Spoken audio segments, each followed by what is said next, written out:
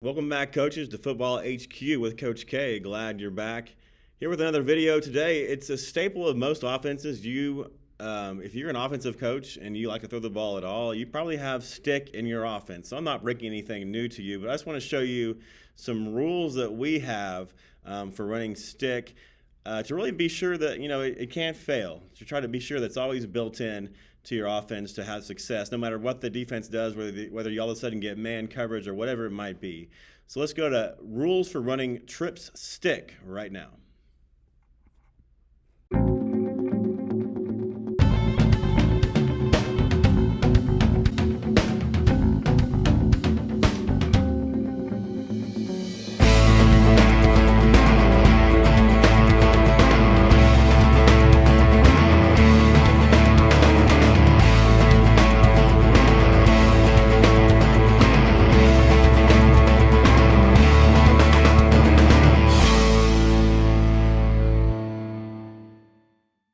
Welcome back, coaches, to the channel.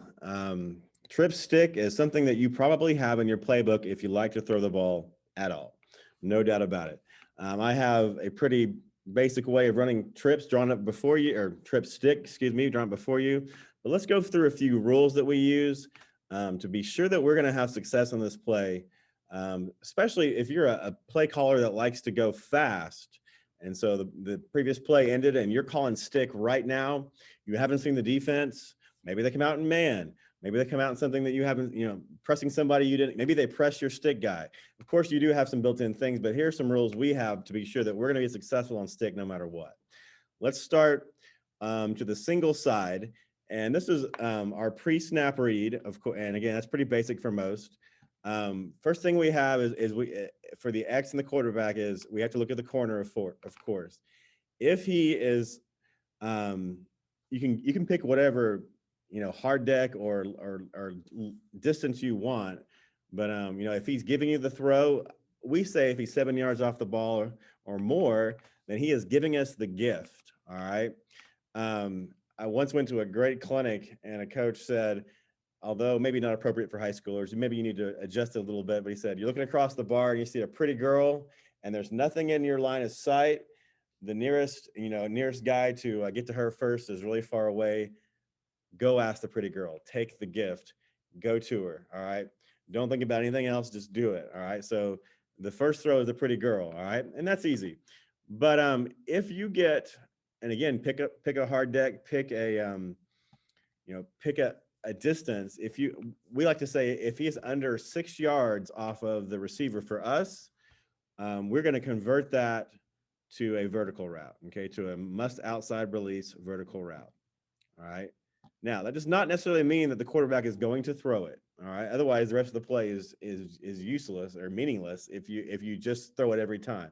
But if it's a matchup you like, if the safety is perhaps shaded over, maybe something like this kind of look, and they're giving it to you, then there's a built-in vertical for you right there.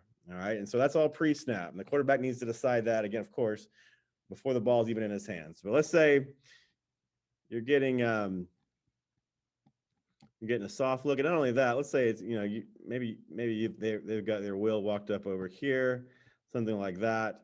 There's no gift to be taken. So we come off of it. Now we go to our pre-snap or to our post-snap reads. All right. Of course, the basic way to look at stick is you play off this invert outside linebacker type player right here. And that's great. And that's what we do.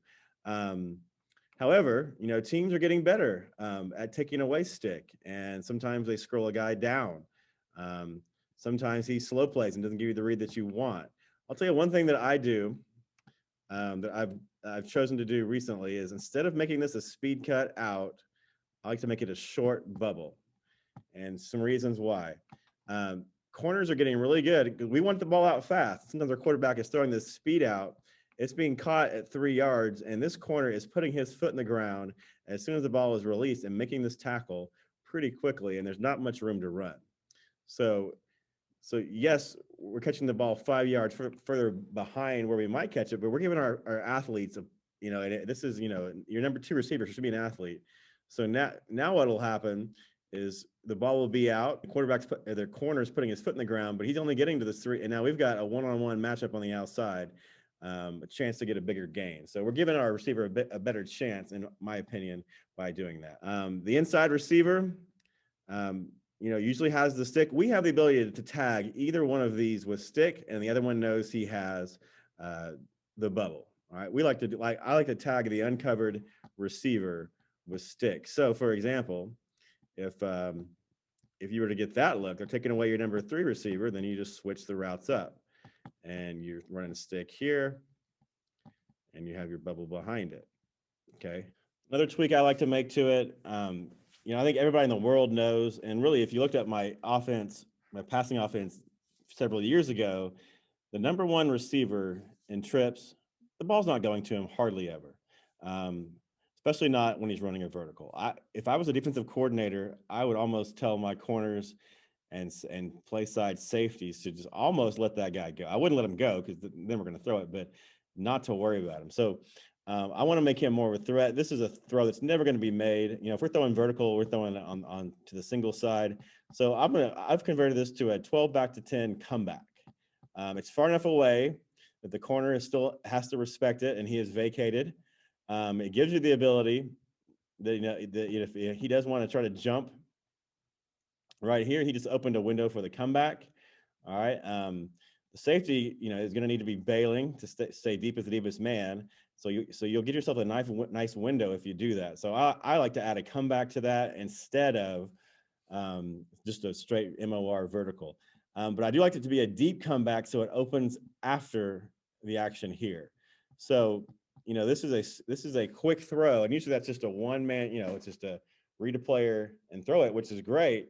But for let's say you get a cover 2, you didn't see cover 2, he breaks here, he matches up, you have a window to throw it into. So that's something that I like as well. That's a little tweak we have for stick that makes it goes from a quick throw, which you'll probably complete a lot of the time, but it also adds the extra addition of a hitch and throw, a second in the progression throw. So last thing I'd add to it is just to tell you that I am a big believer in sending him. You don't have to truly RPO it, and your quarterback can give the tiniest fake ever, but you need to show some play action here. You've got to hold these inside linebackers.